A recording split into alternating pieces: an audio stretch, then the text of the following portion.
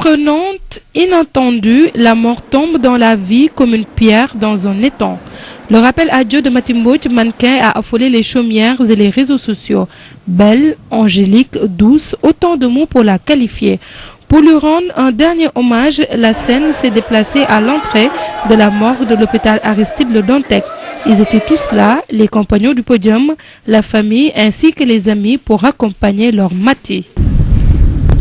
Je lui fais presque toutes les tenues qu'elle porte, donc elle était passée à la boutique récupérer quelques tenues.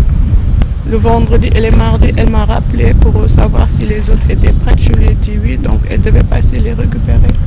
Non, du tout. Jamais.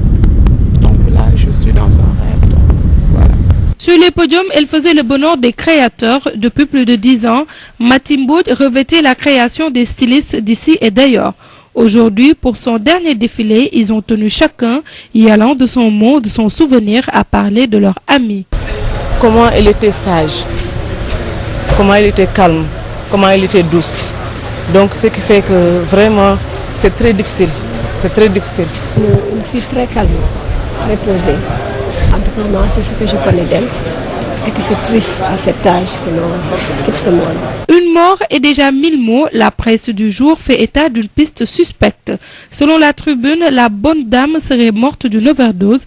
Libération poursuit en affirmant qu'une proche de la défunte, en l'occurrence Adja Diallo, a été longuement cuisinée hier à la sûreté urbaine. L'observateur dévoile quelques pans du rapport d'autopsie mettant en exergue la consommation de stupéfiants. Overdose, mort naturelle, plusieurs thèses sont avancées sur les circonstances du décès. Sa mort relève-t-elle du décret divin? A-t-elle été victime de non-assistance à personne en danger?